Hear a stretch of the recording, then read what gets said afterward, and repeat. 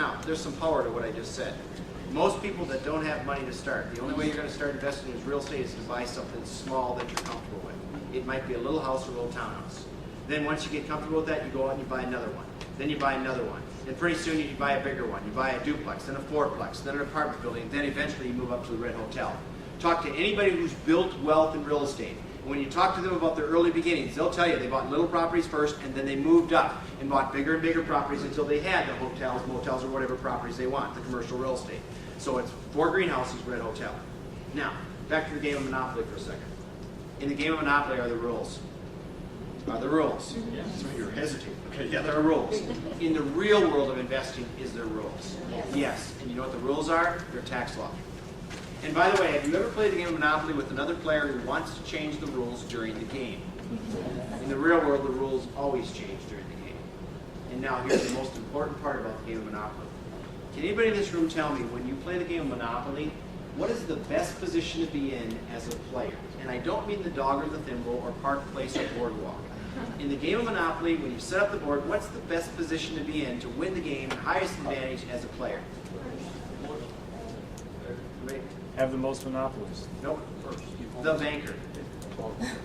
Why is the banker the best position in the game of Monopoly? Because when you're the banker in the game of Monopoly, you have control of all the money in front of you, and you can cheat.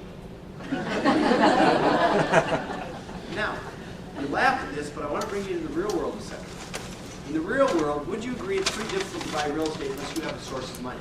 Yeah. So what you need to understand is you need to learn about how to be a banker, how to think like a banker, how to think like mortgage companies.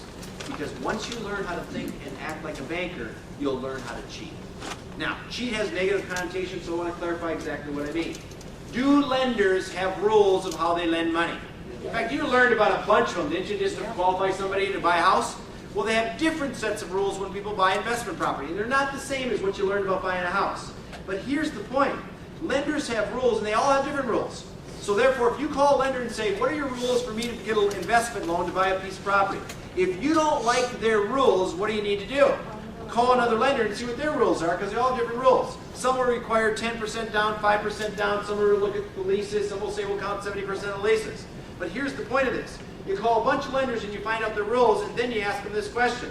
Once they tell you the rules, you say, are there any exceptions to the rules that you've ever applied to somebody else? Or in other words, how do I cheat? Now let me just tell you something about all lenders. Lenders are in the business to lend money. If they don't lend money, they're out of business. Therefore, do lenders sometimes push their own rules to lend more money? By the way, do we have anybody in this room that is a lender? Anybody in this room? Nobody? We do? Would you agree with what I said? Absolutely. Their goal is to get loans. They'll do whatever they can. And why am I telling you this? Because one of the biggest issues that people have is they say, Dave, I don't know how to get the money. I don't know how to get the loan. And I'm going to tell you what it simply means to me is if you don't know how to get the loan, you just did not talk to enough lenders. All you do to get loans is simple. You get on the phone and you call people and you say, I'm interested in buying some rental property. Can you tell me your loan programs? And you keep calling until one fits you.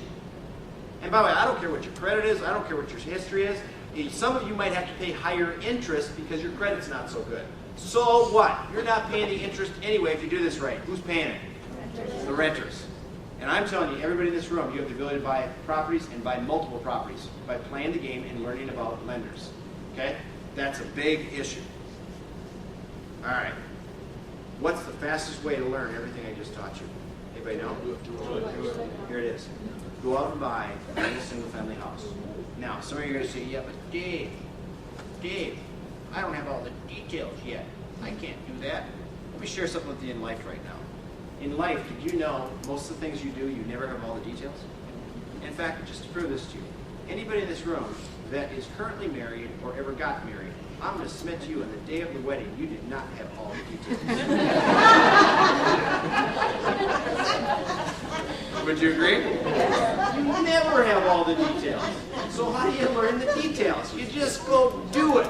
And besides, what you do is this, because you don't want to get haphazard, you want to say to yourself this, what's my risk versus my reward? So let's talk about this. What if I said, here's what I want you to do. If you're really serious about investing in real estate, go out and buy a little house. Find a little house that you can rent out to at least make the mortgage payments. What if you screw it up? What's the worst that can happen if you go out and you buy a little house for a rental and you screw it up? What's the worst that could happen? You sell it.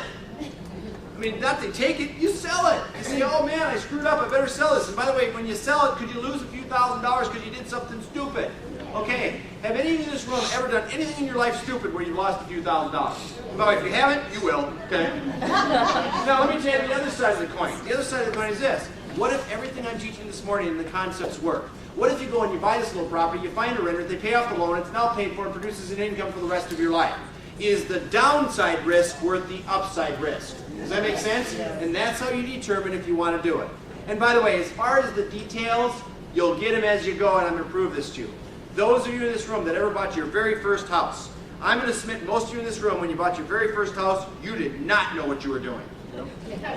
You just made a decision one day that you wanted a house, and somehow it got all put together. People around you just helped you out. You just showed up on the day of closing and signed papers. And I'm going to submit a lot of you, when you went to course one, you went and started digging out the paper saying, oh, I guess I signed one of these. I sure hope I got a deed. I sure hope I got one of these. Isn't that true? Yep. But at the time you closed on your house, you didn't know what you're doing, you just signed. So how do you buy your first rental property? It's the exact same way. You make a decision to do it. Once you make a decision, what happens is the pieces just start to come together as you go. And you just decide you're going to do it. And by the way, once you buy your first rental, how do you buy your second? Same way. And by the way, once you buy 4 or 5 rentals, how do you buy an apartment building? Same way. How do you buy a motel? The same way. Gang, I'm telling you, it doesn't matter what level you're at. You just kind of learn, you make a decision, you want that. And once you make a decision, you want that, you just go out and say, okay, I'm going to figure it out, and I'm going to go buy it. Okay?